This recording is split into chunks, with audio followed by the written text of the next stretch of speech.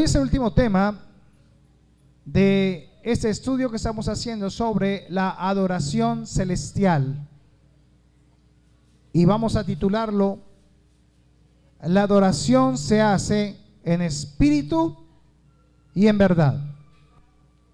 La adoración se hace en espíritu y en verdad.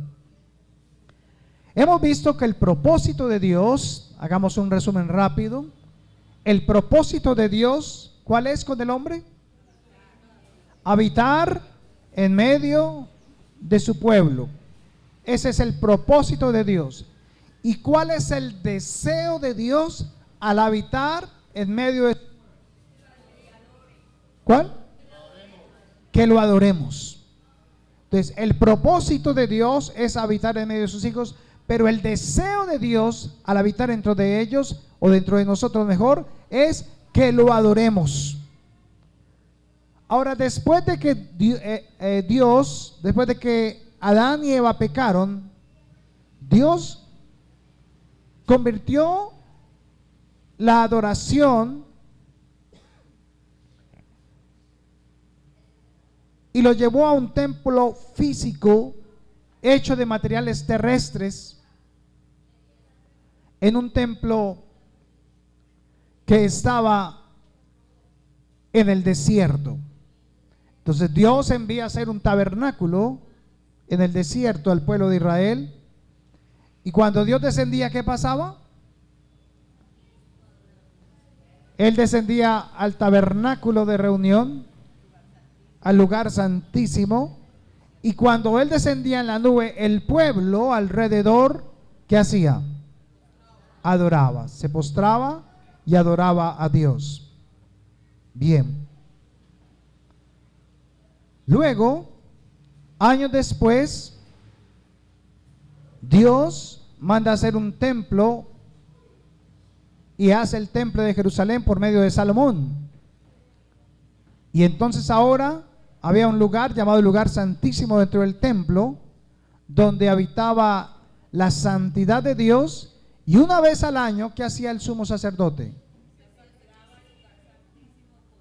Entraba al lugar santísimo con sangre para ofrecer por los pecados del pueblo, para que Dios no trajera juicio sobre la tierra.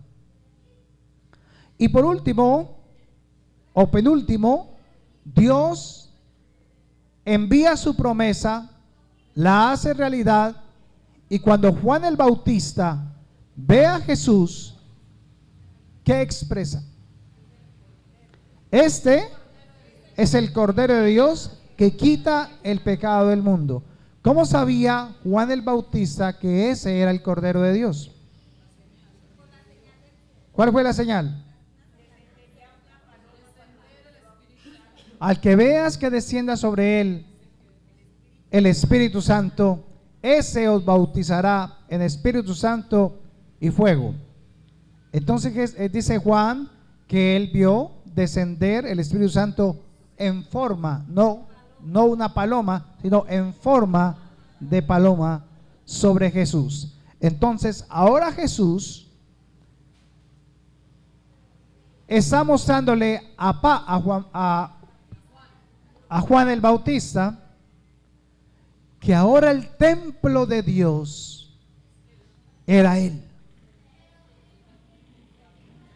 que el que caminaba en la tierra era el mismo tabernáculo de Dios, y que el Espíritu Santo, la santidad de Dios, habitaba en él. Luego, cuando Jesús ya ha cumplido con su ministerio, les dice a los discípulos: les conviene que yo me vaya, para que venga sobre ustedes el Espíritu Santo. Entonces Jesús cumple con toda su redención por nosotros, nos limpia de nuestros pecados, limpia nuestra alma y nos convirtió en lo que hemos nosotros creído, en sus hijos, en los hijos de Dios. Y cuando creemos y hemos reconocido nuestra condición delante de Dios, y Dios nos trae y nos sella con el Espíritu Santo, Entonces ahora somos ¿qué nosotros? Templos del Espíritu Santo. Ponga la mano sobre la persona que está a su lado. Ponga la mano. Ponga la mano ahí sobre el que no ve, hermana, tranquila. ¿Sabe? Él es templo del Espíritu Santo. Y esto más para los cónyuges. Cuando tú golpeas a esa persona, estás golpeando el templo del Espíritu Santo. Entonces aquí no se trata de hermanos, vea, no se puede golpear la mujer, no se puede maltratar al marido, no se puede hacer eso. No, no, no. Esos son valores. Pero el principio es que si tú levantas la mano contra tu cónyuge, estás golpeando el templo del Espíritu Santo y al sacerdote mayor, al sumo sacerdote que se llama ¿cómo? Jesucristo. ¿Usted alegaría con Jesús? ¿Usted maldeciría a Jesús? ¿Usted gritaría a Jesús? Y entonces, ¿por qué lo hace con el templo de Dios que está al lado suyo? Esto es como para que nos demos cuenta que no andamos como el mundo anda, que somos diferentes al mundo. Ah, pero pastor, lo que pasa es que usted no entiende este hombre como es, o esta mujer no se la aguanta a nadie, ¿qué tal? Entonces, ¿se equivocó Dios al darte esta mujer? No. Lo que pasa es que está tratando con tu carácter, puliéndote. ¿Por qué? Porque Dios quiere que te conviertas en un adorador. Así que, como la salvación es un regalo dado por ¿quién? El don de la salvación viene de Dios para el ser humano. Así la adoración, escuche esto, es un don de Dios para que ahora está en nosotros los que hemos sido redimidos. O sea que la adoración con la que yo adoro a Dios, ¿de dónde viene? De su Espíritu, del Espíritu Santo. Entonces, los que adoran a Dios deben tener un ingrediente, un elemento, o mejor, una persona especial dentro de ellos. El que adora a Dios tiene que tener el Espíritu Santo. ¿Y el Espíritu Santo qué va a hacer? Le va a recordar la palabra, la alabanza, la oración, todo eso. Si usted no siente eso, es porque no tiene el Espíritu Santo y se está negando o se está engañando a usted mismo hace mucho tiempo. ¿Cuántos tienen el Espíritu Santo hoy acá? ¿Y mañana? ¿Y pasado mañana? Ya lo sellaron afortunadamente. Porque esta carnita mañana puede nacer como, puede estar como enfermita, ¿cierto? O puede estar decaída, arrugada, y sin embargo el Espíritu Santo ¿cómo sigue? Firme, firme y fuerte. O si no, preguntémosle al hermano Alfredo, ¿sí o no, Alfredo? Firme, constante, un hombre que tiene un testimonio que yo creo que ya es tiempo de que nos lo pueda brindar en esta iglesia, porque es un hombre temeroso de Dios, buscador de Dios. Y entonces a causa de eso, de que él necesita abrir su boca, exaltar al Señor, doblar rodilla, interceder por la iglesia, por los hermanos y todo eso, entonces él tiene que hacer mucha bulla. Entonces le dijo, pues le voy a dar un chalet para que se vaya a hacer eso. Y lo mandó a vivir a un chalet para que lo haga libre y espontáneamente. Porque es que Dios busca adoradores que lo adoren en espíritu y en verdad. Ahora, así como la salvación es por fe, no por obras, ¿se han escuchado el versículo? Como la salvación es por fe y no por obras, así la adoración, mis amados hermanos, la adoración es por amor, no por sacrificios. Nosotros adoramos a Dios por amor, no porque nos toca. Eso tiene que nacer de adentro. Y no nace de usted, nace de lo que hay de Dios en usted. Vaya a Juan capítulo 4.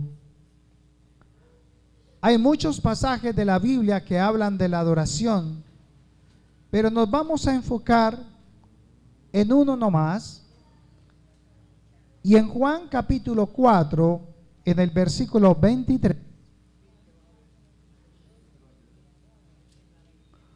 Juan capítulo 4, versículo 23. Es la historia, la conocen muy bien, de la mujer samaritana, ¿verdad? Todos la conocen muy bien esa historia. Una mujer que fue a mediodía a buscar agua con su cántaro, porque iba por agua al pozo de Jacob, pero era samaritana. Y se encuentra con Jesús a mediodía, y Jesús, cansado del camino, entonces habla con ella, que es samaritana. Leamos el 4:23. Dice así. Aquí está hablando Jesús con ella, y Jesús le habla sobre el agua de la vida eterna, y ella dice: Señor, dame de esa agua para no tener que venir a tomar agua acá todos los días. Pero Jesús hablaba de un agua viva, y ella creía que era el agua del pozo. Pero poco a poco ella va entendiendo que lo que le está diciendo Jesús va más allá de lo que ella está necesitando. Luego le dice que ella no tiene marido, pero él le dice que bien has dicho, porque has tenido 5 maridos y el que tienes ahora no es tu marido. Entonces ya dice, veo que eres profeta aparte de todo. Pero lo más interesante es por qué la mujer dice en el versículo 23 lo siguiente.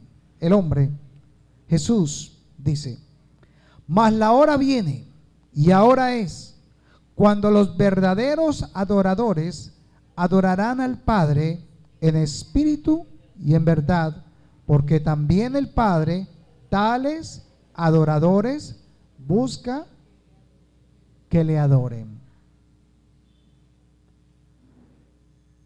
Los verdaderos adoradores, hermanos, adoramos ¿cómo? En espíritu y en verdad. ¿Cuántos de ustedes Dios no les ha respondido una petición que usted ha tenido delante de Él? Bueno, por lo menos hay 2 que necesita Dios en la tierra para ayudar. Cierto que muchas veces, y es más, podríamos decir que cada uno de nosotros tiene una petición delante de Dios, pero Él no la ha respondido. Algunos dinero, algunos sanidad, algunos que el marido cambie de una vez por todas, algunos que sus hijos puedan salir adelante, y algunos que sus padres realmente puedan amar a sus hijos. Pero la adoración, ¿a quién se hace? Mire el versículo 23. ¿A quién se dirige la adoración? ¿A quién? Se adora es al Padre. La adoración es para el Padre. Y aparte de eso, la adoración es estar seguro de que yo lo amo. Cuando usted adora, hermano, cuando nosotros adoramos a Dios, eso hace que nosotros podamos darnos a nosotros mismos y damos cuenta de que realmente amamos a Dios. Cuando usted no adora, usted no ama a Dios y se está engañando. a sí mismo. ¿Y por qué les digo todo esto? Vaya a Deuteronomio 6:5.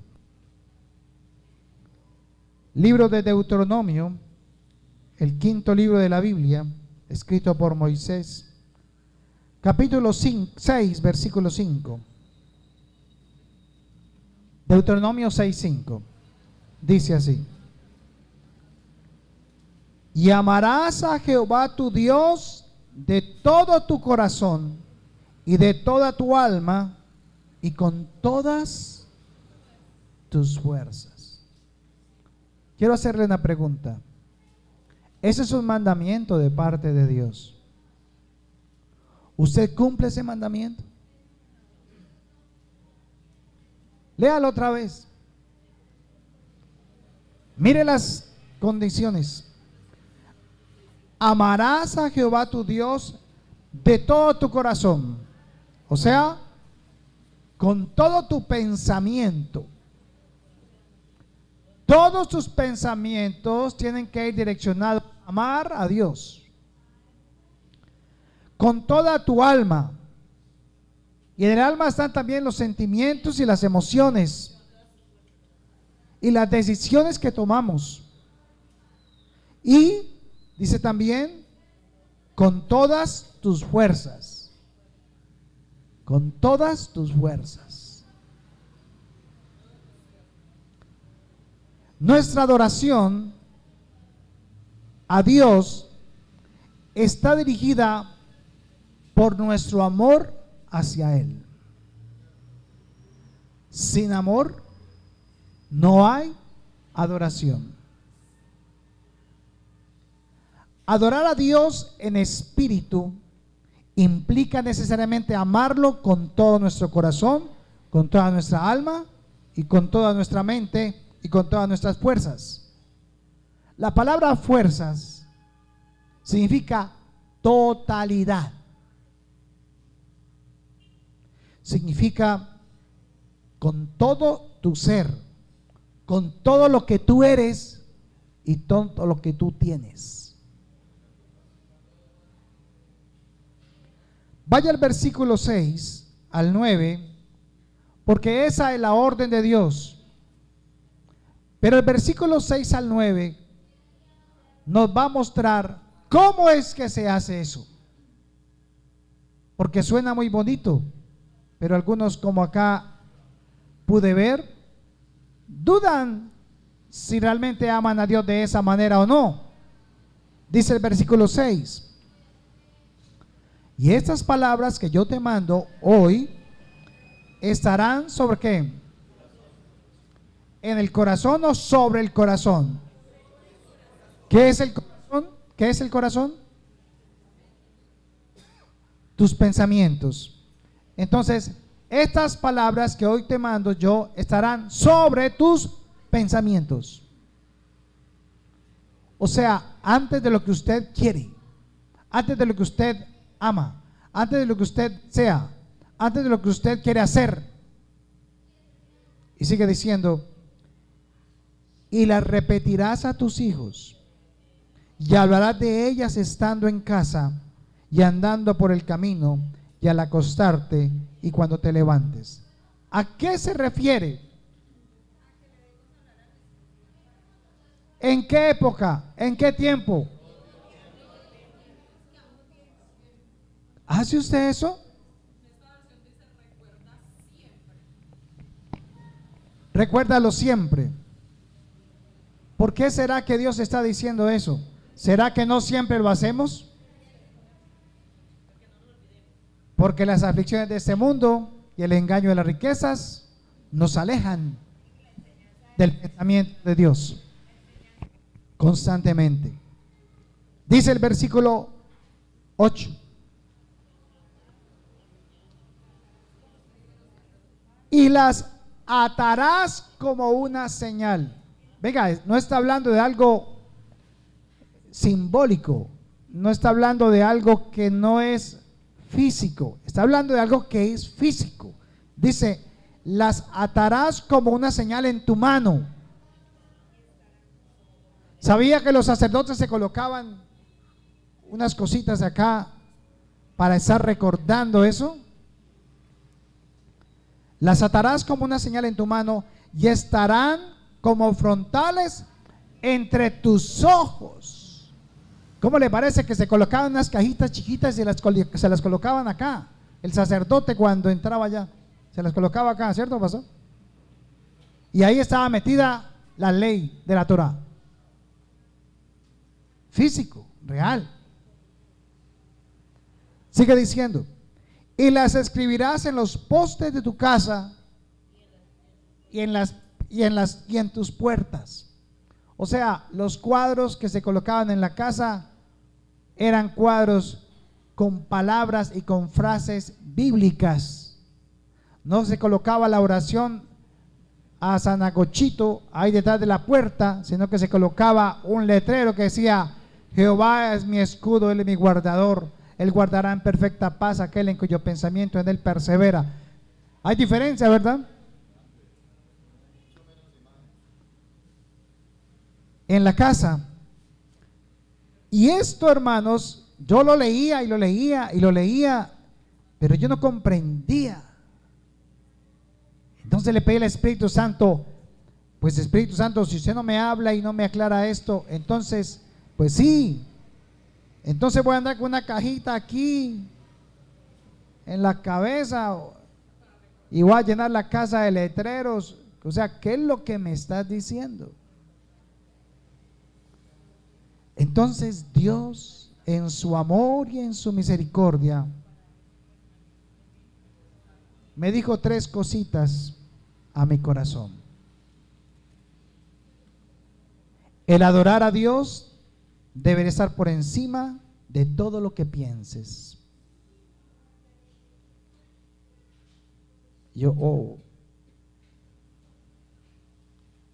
Porque yo busco adoradores que me adoren en espíritu y en verdad. Ya no estamos en la escuelita, ya no estás en kinder. Ahora te vas a apartar para mí. Vas a santificar tu casa. Guardarás, santificarás tu trabajo, porque los voy a usar. Y muchos los conocerán. Gente que no conocías vendrá a ti, porque tendrán sed de un adorador que adora en espíritu y en verdad. Para adorar a Dios se necesita un ingrediente. Y el Señor, pero no entiendo cuál es el ingrediente, no entiendo. Voy a hacer todo lo que dice ahí. No es literalmente lo que está escrito, es lo que representa esto. Señor, pero ¿qué representa? Que no estás enamorado de mí. Porque si estuvieras enamorado de mí, entonces leerías y entenderías que un hombre enamorado de una mujer, no importa dónde esté, la tiene en su pensamiento, la lleva en su fotografía, la lleva en su billetera, la lleva en la manilla y hasta se coloca un anillo para recordar su compromiso y responsabilidad y amor por ella.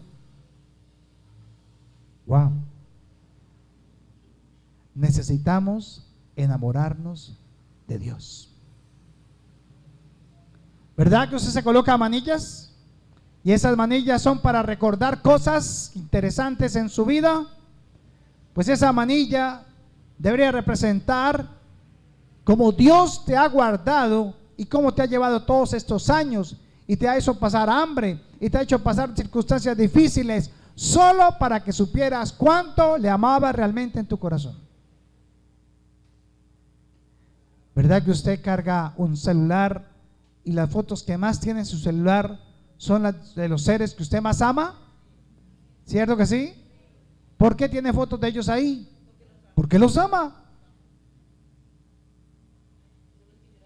¿Qué es lo primero que usted ha bajado a su celular?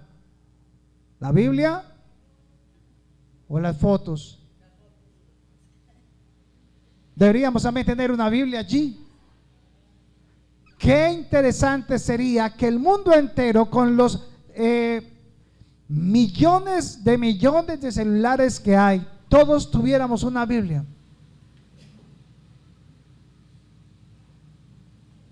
Y la leyéramos todos los días, ¿no? Y la otra, cuando nosotros cargamos fotos de nuestros seres que amamos, tenemos cuadros enmarcados en la casa. ¿Y a quién ponemos en los cuadros enmarcados? A los que amamos, ¿verdad? Y cuando nos graduamos, ¿qué nos dieron? Un certificado. ¿Dónde está el certificado que Dios te dio acá para el primer seminario que tuvimos de discípulos, el de discipulado? ¿Cuántos han recibido certificado de la primera parte de discipulado conociendo a Dios? ¿Listo? ¿Está marcado? No.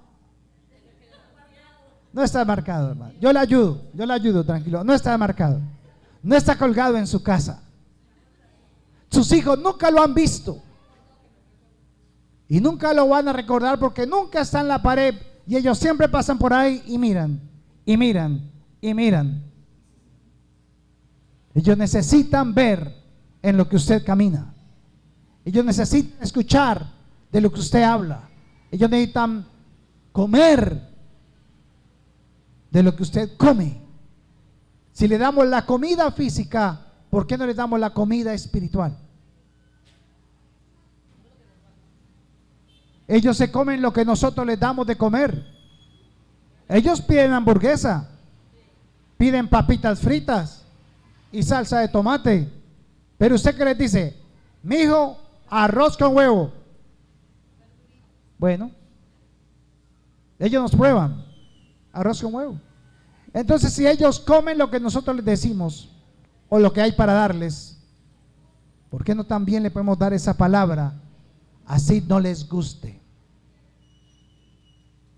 Tal vez no les gusta el arroz con huevo, tal vez no les guste la palabra de Dios, pero ¿sabe? Ahí la pueden escuchar, en un mensaje, en un WhatsApp, en un texto, en una palabra, en una frase, en un letrero, en un cuadro, etcétera, etcétera, etcétera. Es que es tan sencillo, hermanos, que hasta se le pasa a uno. ¿Saben por qué? Porque todavía no estamos enamorados de Dios. Lo estamos siguiendo, lo estamos conociendo, pero no estamos enamorados. Y Dios quiere que nos enamoramos. ¿Quién tiene carro? Yo creo que más de uno tiene carro. ¿Qué es lo que usted hizo la primera vez que tuvo un hijo? ¿Qué colgó en el carro? El recuerdito, ¿cuál es? El zapatico, ¿sí o no? El zapatico lo pone. Y así como eso, hacemos muchas cosas. La mamá, por ejemplo, ¿qué es lo primero que le guarda al hijo cuando lo lleva después de la primera ida a donde el peluquero? ¿Qué le guarda? El crespito. El crespito, y se lo guarda y lo acomoda por allá. ¿Cierto? ¿Y qué es lo primero que le hacen cuando lo llevan al tercer día, cuarto día al registro civil? La huella. ¡Ay, la pollita, las huellitas! Ay. Venga, yo traigo esta hojita. ¡Ay, póngalas acá también! Y yo me llevo también la huellita. Porque usted ama a su hijo, ¿verdad? Ok. Entonces, miremos lo importante de lo que estamos hablando hoy. La verdadera oración a Dios debe ser en espíritu, o sea, con todo nuestro ser. Y involucra el corazón, y en verdad significa con todo nuestro conocimiento de quién es Dios. Entonces, partamos de eso. ¿Qué es adorar a Dios en espíritu y en verdad? En espíritu es con todo nuestro ser, con toda la pasión, colocándolo en primer lugar para todo.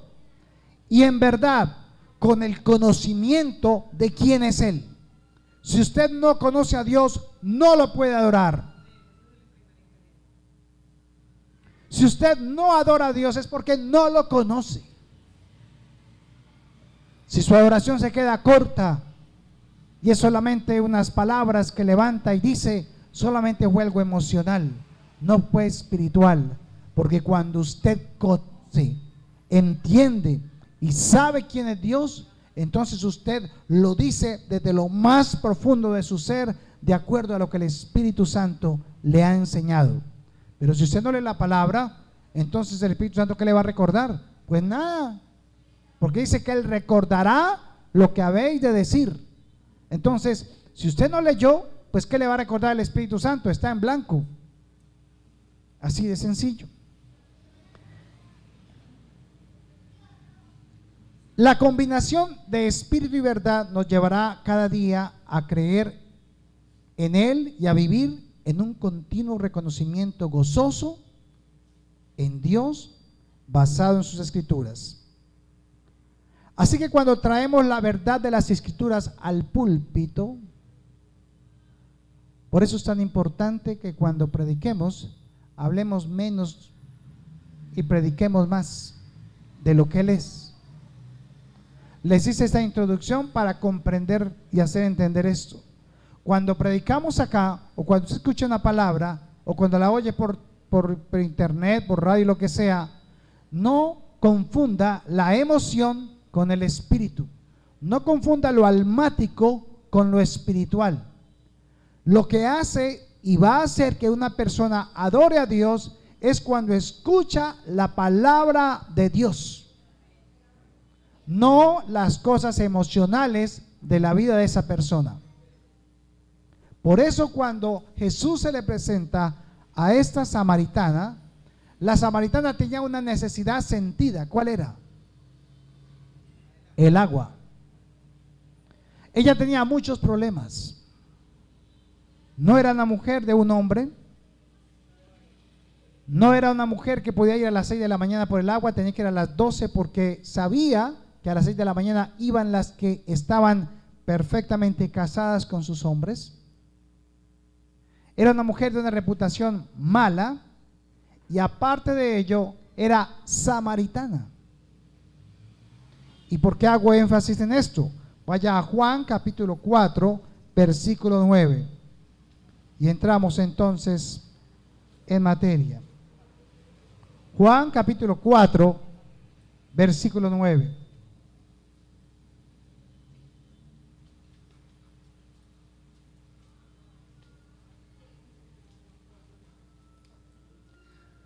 Dice así: la mujer samaritana le dijo a Jesús: ¿cómo tú, siendo judío, me pides a mí de beber, que soy mujer samaritana? Porque judíos y samaritanos no se tratan entre sí. ¿Qué había entre samaritanos y judíos, hermanos? ¿Había qué? Enemistad. Pero bueno, podríamos mirar rápidamente la historia de por qué había esa enemistad. Y si hoy somos samaritanos o somos judíos espirituales. Si usted mira en Segunda de Reyes, ponga una linecita ahí y vaya a Segunda de Reyes y miramos rápidamente por qué era que entre samaritanos y entre judíos no se trataban. Había una cosa maluca ahí, una enemistad de más de 500 años. ¿Cómo le parece? Segunda de Reyes, segundo libro de Reyes, capítulo 17, versículos 5 al 7. Estoy tratando de mantener mi voz lo más, porque es que estamos malitos de la garganta y creemos que el Señor nos puede sanar. Versículo 5. Y el rey de Asiria invadió todo el país y sitió a Samaria y estuvo sobre ella 3 años. En el año 9 de Oseas, el rey de Asiria, tomó a Samaria y llevó a Israel cautivo a Asiria y los puso en Jalá, en Jabor, junto al río Gozán y en las ciudades de los medos, porque los hijos de Israel pecaron contra Jehová su Dios, que los sacó de tierra de Egipto, debajo la mano de Faraón, rey de Egipto, y temieron a dioses ajenos. Vaya al versículo 29. O sea, los israelitas o samaritanos, que eran israelitas, habían hecho lo malo delante de Dios. Entonces Dios trajo al rey de Asiria y los castigó. Sin embargo, ellos, el tiempo que estuvieron cautivos, aprendieron las tradiciones de ellos y empezaron a ser idólatras como ellos. Y aunque conocían de Dios, Jehová, y cómo los sacó de Egipto, ellos aún así levantaron ídolos y levantaron altares a los dioses que tenían los asirios. Versículo 29. Pero cada nación se hizo sus dioses y los pusieron en los templos de los lugares altos que habían hecho los de Samaria, cada nación en su ciudad donde habitaba. Y dice: los de Babilonia hicieron a Sucot Benod, los de Cutá hicieron a Nergal y los de Hamad hicieron a Sima. Estos eran dioses. Se volvieron entonces ¿cómo? Idólatras. ¿Ellos creían en Jehová? Sí. Creían en el Dios de Israel. Conocieron la historia. Pero tenían una manera adicional de adorar. Y lo que hicieron es que se volvieron idólatras y tomaron esos samaritanos que habitaban en Samaria, se convirtieron en idólatras.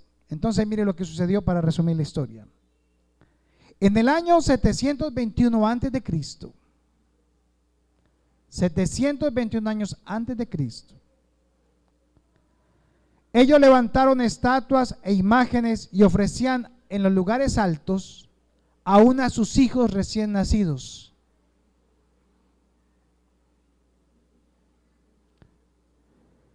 Al mezclarse con los asirios y volverse idólatras, por un lado temían a Jehová, pero por el otro lado le servían a los dioses paganos. Entonces quiero que por favor trate de entender esto. Ellos, los samaritanos, temían a Dios, a Jehová, pero les servían a los dioses paganos. Luego, los judíos, o sea, los de Judea, vieron que los samaritanos hacían esas cosas. Entonces, para ellos era una abominación que ellos hicieran esas cosas. Porque para los judíos, los samaritanos se habían ¿qué? Mezclado con los asirios. Y sus hijos no tenían temor, o mejor dicho, creían en Dios, pero servían a los dioses paganos de ellos. Entonces para los judíos eso era abominación. Por eso los samaritanos no eran considerados hijos de Dios. Por el contrario, eran considerados abominables ante Dios por el pueblo judío. Eso fue en el año 721. Y en el año 106 antes de Cristo, mire lo que pasó. Los judíos invaden Samaria y destruyen el templo de los samaritanos. Los judíos, Judea acá abajo, Samaria acá y Galilea.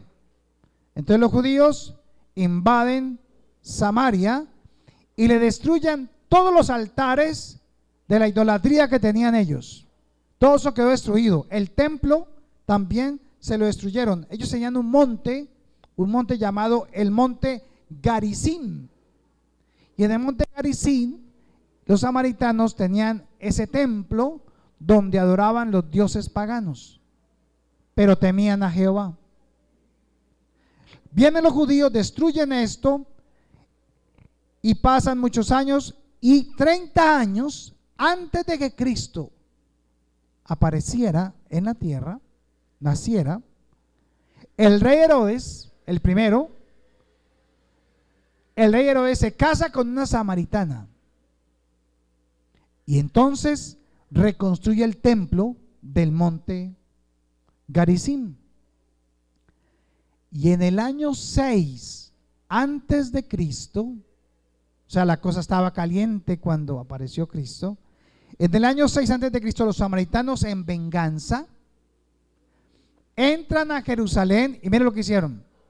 Fueron al templo y llevaron huesos humanos y los regaron por todo el templo de Jerusalén, aún en el lugar santísimo, en el día de la Pascua. Tremendo.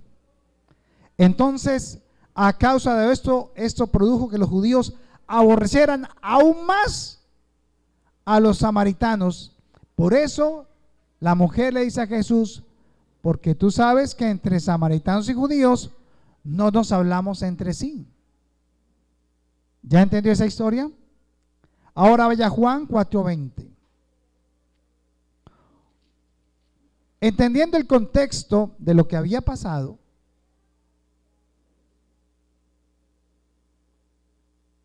versículo 20. Entonces le dice la mujer: nuestros padres adoraron en este monte. ¿En cuál? ¿En cuál monte? Garizim. Nuestros padres adoraron en el monte Garizim. Y vosotros, ¿quiénes? Los judíos, decís que es en Jerusalén donde es el lugar que ¿se debe qué? Adorar. Aparece la palabra adorar. Entonces, los samaritanos decían que a Dios se adoraba ¿dónde? En el monte Garizim. Y los judíos dicen que era en el monte en Jerusalén. Dos sitios de adoración. Listo. Versículo 21. Jesús le dijo: mujer, créeme que la hora viene cuando ni en este monte ni en Jerusalén adoraréis al Padre. ¿Qué estaba Jesús profetizando? Que ni lo van a hacer un día allá, ni lo van a hacer en Jerusalén. Porque en Jerusalén, ¿qué van a hacer con el templo más adelante? Años 70. Lo van a destruir. Y al templo que ustedes tienen allá, también lo van a destruir. Versículo 22. Vosotros, o sea los samaritanos, vosotros adoráis lo que no sabéis. Nosotros adoramos lo que sabemos, porque la salvación viene en los judíos. Mas la hora viene, y ahora es, cuando los verdaderos adoradores adorarán al Padre en espíritu y en verdad, porque también el Padre tales adoradores busca que le adoren. Entonces la samaritana representa, escuche esto, la samaritana representa a las personas que creen en Dios, pero son idólatras y todavía tienen ídolos e imágenes. ¿Conoce alguno? ¿No éramos nosotros así? ¿Conocíamos o temíamos a Dios? Sí. ¿Pero qué hacíamos para recibir el favor de Dios? Estampitas, imágenes, promesas, viajes, ir hasta Buga, etcétera, etcétera, etcétera. ¿Sí o no? Ok. ¿Éramos como samaritanos? Sí. Ok. Los judíos, en ese momento, ¿qué sienten por los samaritanos? ¿Qué sienten los judíos por los samaritanos en ese momento? ¿Qué? Desprecio. ¿Qué más? Rencor, odio. ¿Qué les daba rabia? Que ellos adoraran imágenes, ¿verdad?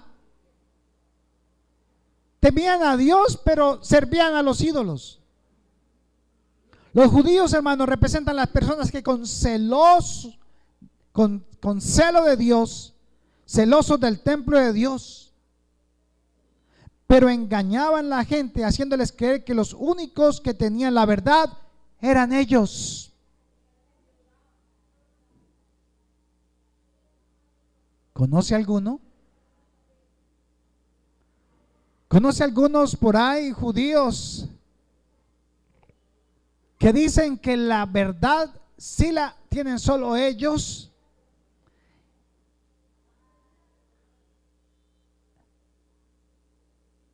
Pero la verdad es que sus vidas demuestran otra cosa. Dicen que aman a Dios, dicen que buscan de Dios, que solo les sirven a Dios, pero cuando usted se les mete a las casas, son los mismos de siempre.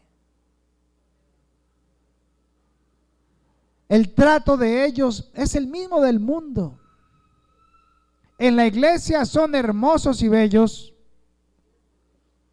pero afuera no hacen un negocio con ellos porque le deben a todo el mundo, porque son irresponsables, porque son mala gente, porque son hipócritas, porque son de todo.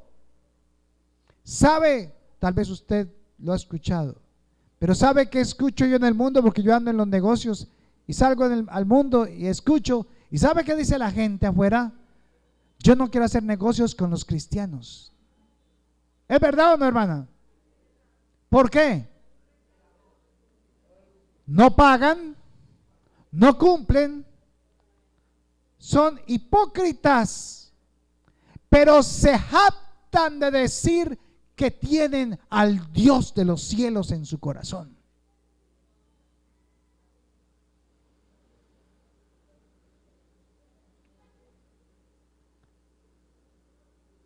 Los religiosos son los que dicen que hay que hacer las cosas como ellos dicen y no hay otra manera.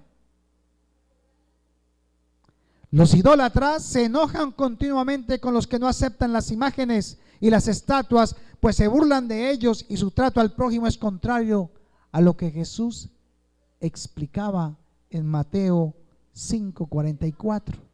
Vaya, Mateo 5:44.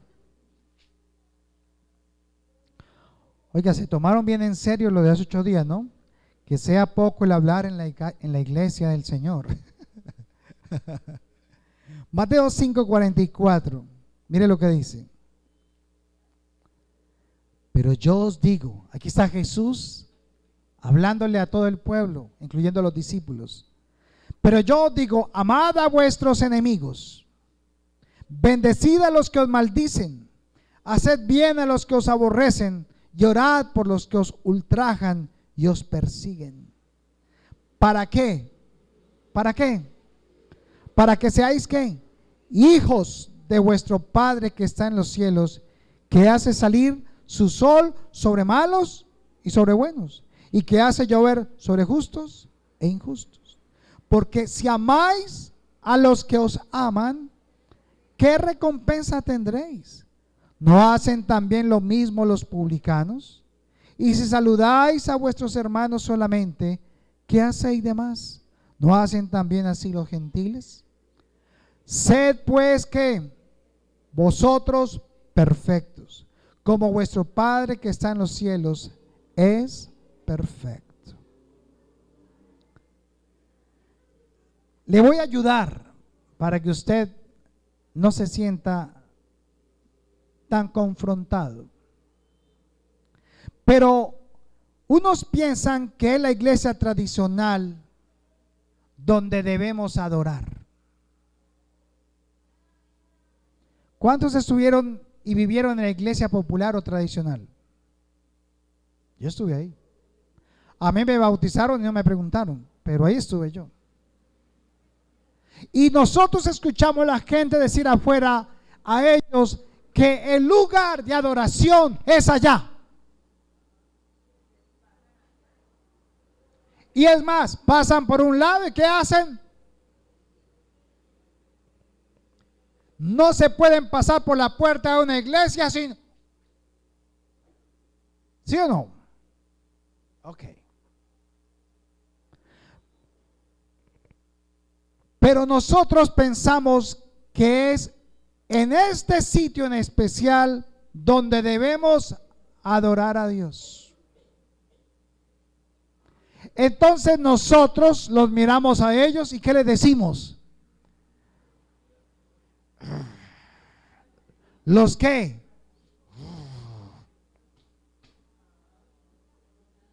Eso no se idolatran esas imágenes, eso no se hace, pero vamos contra quién, contra la imagen o contra la persona. Contra la persona. Tenemos celo de Dios porque dicen temer a Dios, pero tienen ídolos. Pero dice Jesús, venga, ¿tienen la verdad? ¿Andan con el que es? ¿Temen a Dios? ¿No tienen ídolos? Ámenlos.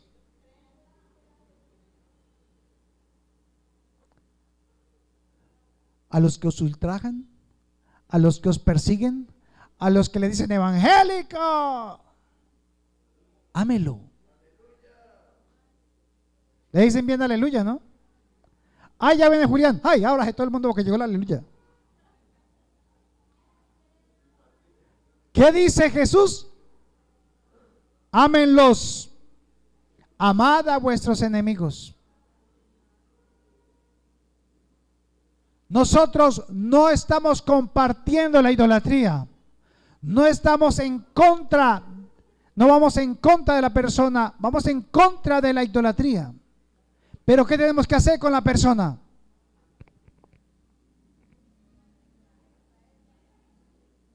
Hablarles cómo están ciegos, cómo están de Dios, separados, cómo están muertos. Entonces, ¿por qué usted va en contra? ¿Por qué usted se va en contra de la persona si él no entiende? ¿Qué importa que su papá y su mamá todavía estén ahí con una estatua pegadita de la Virgen de Guadalupe? ¿Qué importa? Ese ídolo no tiene qué, no tiene poder, no tiene vida. Pero su mamá, sí. ¿Qué pasa si usted se va en contra del ídolo? Lo desheredan. Entonces, ¿qué tiene que hacer usted? Muestre el amor por él. No se vaya en contra de lo que piensa. Hable de lo que es Dios, no de lo que son las otras cosas. Dios es el que convierte, no usted. Hable usted la palabra, Dios se encargará de lo otro.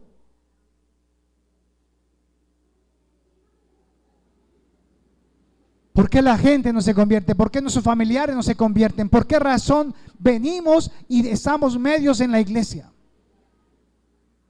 Cuando queremos que la familia esté aquí.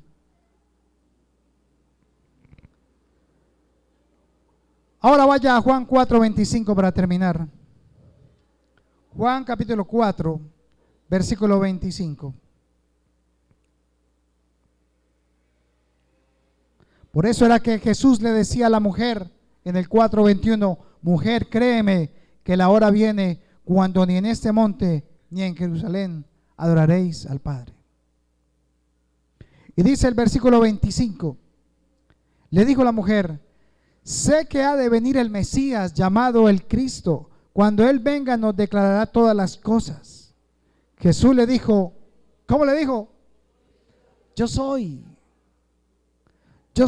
el que habla contigo. En esto vinieron sus discípulos y se maravillaron de que hablaba con una mujer. ¿Por qué se maravillaron los apóstoles? este hombre cómo va a estar hablando con esta idólatra, con esta abominación, con esta faltona que tiene un mundo de dioses metidos allá en Samaria.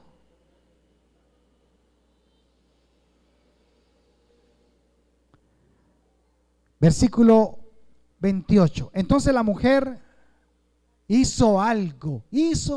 ¿Qué hizo? ¿Qué dejó? ¿Dejó que el cántaro que representa, hermano? ¿Dejó qué? Su carga. Dejó su necesidad. Dejó de pensar en su enfermedad. Dejó de pensar en su situación económica. Dejó de pensar en sus necesidades físicas, porque ella escuchó un hombre que no se vino en contra de lo que ella pensaba, sino que lo que hizo fue mostrarle su amor. Y entonces ella ya no tiene su pensamiento puesto en defender el monte que tenían allá, sino que ella está viendo que el hombre que está a su lado le ha dicho: yo soy. ¿Y ella qué hace? Entonces la mujer dejó su cántaro y fue a la ciudad. ¿A cuál ciudad? A Samaria. Y le dijo a los hombres: venid, ve a un hombre que me ha dicho todo cuanto he hecho. ¿No será este el Cristo? Esa mujer creía en Dios, creía en la promesa, conocía el mensaje de Génesis 3:15, sí, pero tenía un pequeño problema. Sus padres le habían enseñado a ser ¿qué? Idólatra. Temía a Dios, pero servía en el mundo. Y ella deja todo eso porque alguien le mostró el amor de Dios en su vida. No le importó las diferencias que tenían al respecto, sino que Jesús lo que hizo fue mostrarle el camino, sin necesidad de lastimarla y de golpearle tal vez sus valores. Entonces, versículo 30, salieron de la ciudad los hombres y vinieron a él. ¿Qué le dio Dios a esta mujer para poder pararse delante de todos unos hombres de una ciudad y que la escucharan cuando ella tenía una reputación tan mala? Amor. Esa mujer estaba adorando a Dios en espíritu y en verdad. Y cuando usted, hermano, adora en espíritu y en verdad, la gente lo escucha y quiere ir y quiere escuchar de Dios, porque Él dice: quiero ese Dios que usted tiene, quiero sentir lo que usted está sintiendo, quiero vivirlo porque lo necesito en mi vida.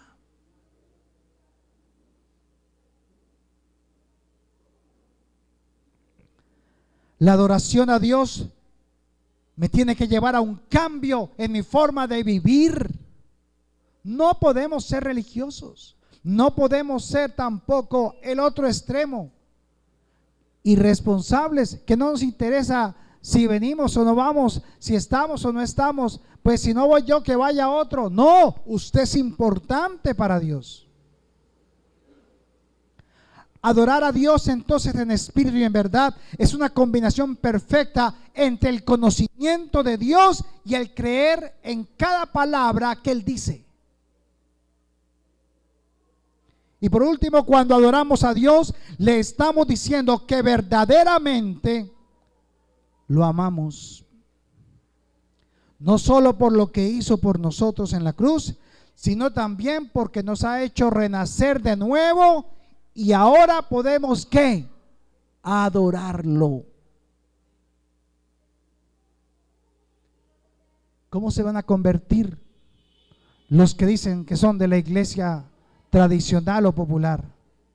Cuando lo que ven en la iglesia cristiana es sencillamente el espejo público de lo que son ellos en la oscuridad.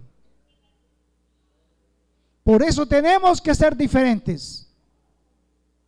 Por eso tenemos que tomar las decisiones en nuestra vida y decir: venga, hermano, yo lo amo, yo lo quiero, lo respeto en el Señor, pero si usted me está haciendo que haga este negocio torcido, yo no lo voy a hacer.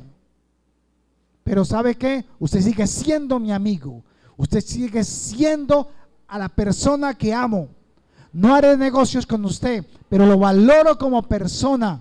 Y cuando necesite un consejo, ahí estaré yo para apoyarle. Pero ¿qué hace el mundo? Lo rechaza.